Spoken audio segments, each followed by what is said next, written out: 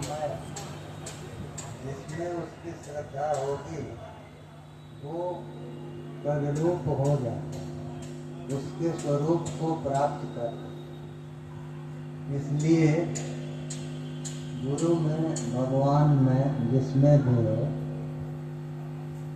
एक अचल श्रद्धा करनी चाहिए। श्रद्धा का बंटवारा नहीं हो, वो एक जगह रहती है। उसकी लोग आलोचना करें या प्रशंसा करें, वो तो मन का भाव है, वो रहता है। लेकिन श्रद्धा के बिना किसी भी कर्म का फल नहीं। एक नहीं, हमने धूप दीप नैवेद्य जैसा अर्पित किया तो उसका फल कहाँ जाएगा? अरे अर्पित ही नहीं किया, श्रद्धा ही नहीं है तो भगवान देंगे। भगवान कहते हैं न, पत्रम पुष्पम फलम पुत्रोयम यो में श्रद्धा परे यो में भक्त्या प्रयच्छति सदाहं भक्त उपहृतम अस्नामि प्रयतात्मनः।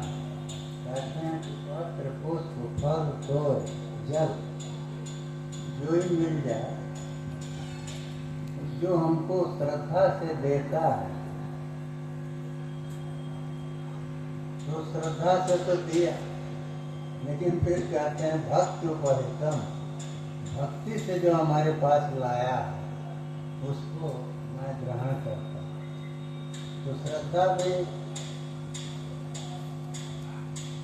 चाहिए, भक्ति भी चाहिए। तो भक्ति जो है अन्यानुराग है, वो दूसरे में प्रेम नहीं रहता। दिया ना कि कई धारावत अविच्छिन्न स्मृति। भक्ति क्या है? जैसे तेल की धार, तेल गिराइए ऊपर से तो वो पूरी की पूरी धार बन जाती नीचे तक। तो आपके हाथ से लेके नीचे तक तेल के रस्ते की तरह बन जाए। तो वो उस तरह से अपने इष्ट का, अपने गुरु का, अपने भगवान का स्मरण करना।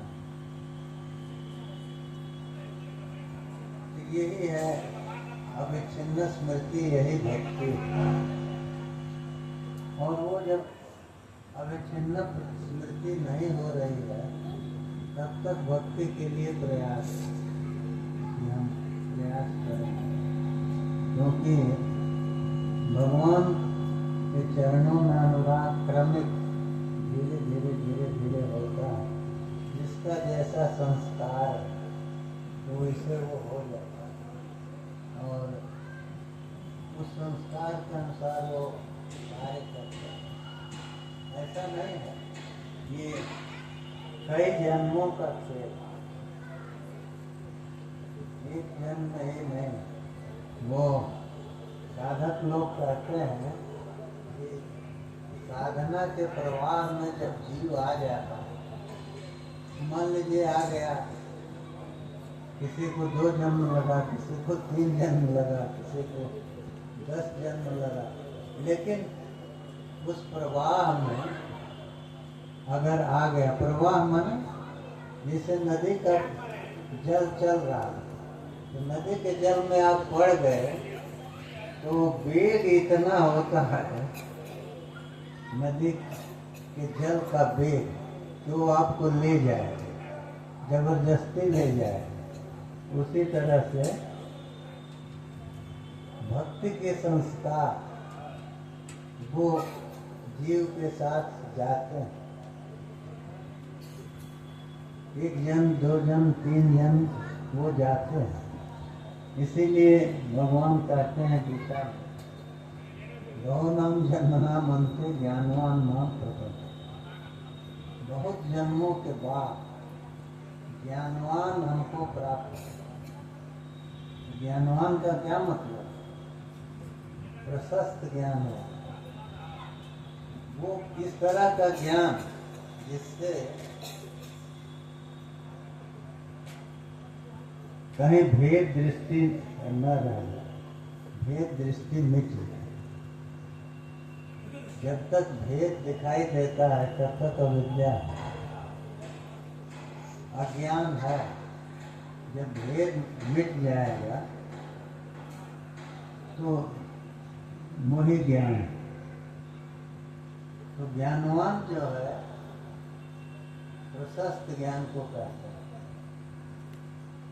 जैसे धनवान माने धन वाला, तो धन 1 रुपया भी हमारे पास आए तो धन तो है, लेकिन धन वाला हमको कोई नहीं कहे। धनवान कौन का है?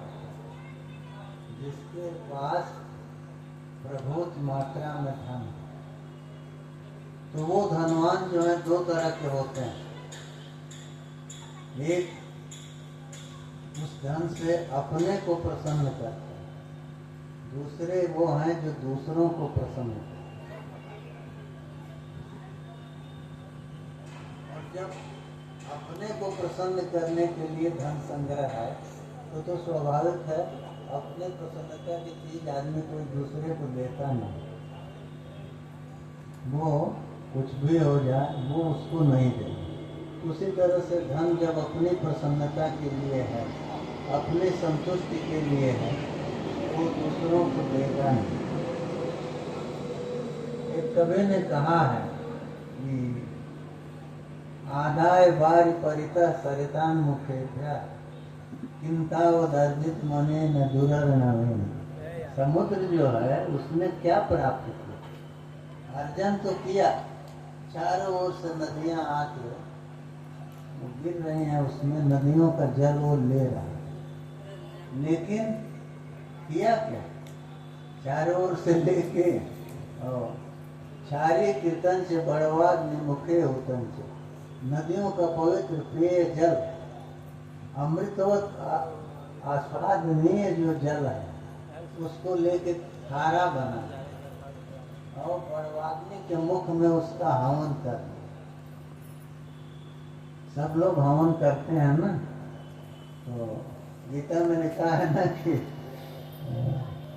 वयम लोको से यज्ञ से कुतुन्य।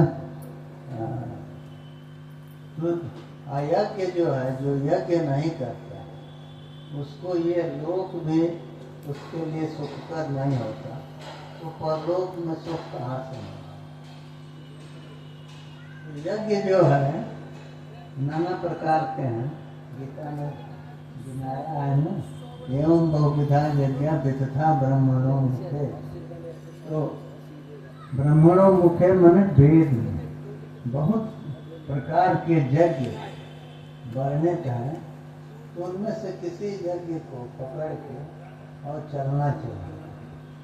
तो जैसी जिसकी क्षमता है उसको पकड़ के वो चले, क्योंकि जो दिया है ना, जग शिष्टामृत भेजो ज्ञान के ब्रह्म सनातन। यज्ञ शिष्ट को खाने वाले, यज्ञ से बचे हुए को खाने वाले। तो हम लोग ये समझते हैं कि जो चावल दाल बचा है या घी तेल बचा है उसको अंतिम दिन बना के खा लो, जग शिष्ट हो गए।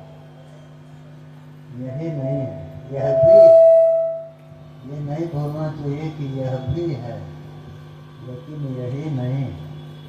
यज्ञ शिष्ट हमको रोज खाना, रोज नाम जप करिए, प्राणायाम करिए, निरंतर करते रहिए। उससे जो समय बचता है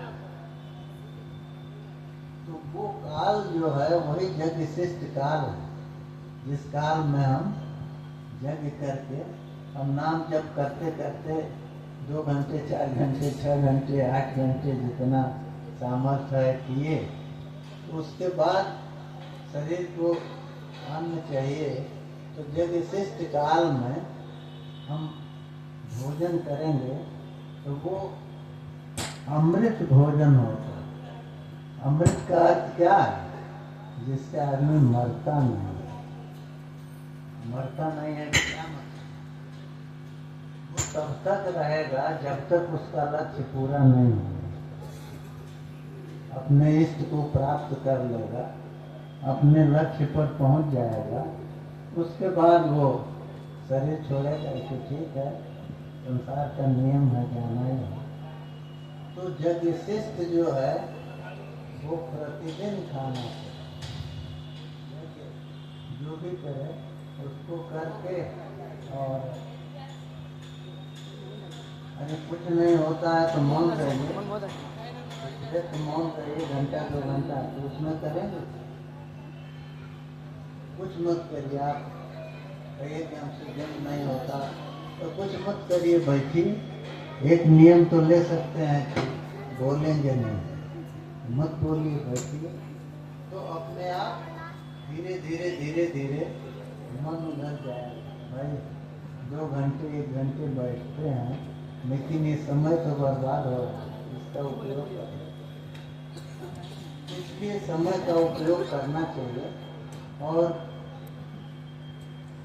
ये कहें कि भगवान का अवसर देने का स्वभाव है, वो देते हैं, सही है, लेकिन हम लोग उस अवसर को गंवा देते हैं। बाबा अमोल को भेजे थे हमारे पास, तो ये उनका पहला संदेश था।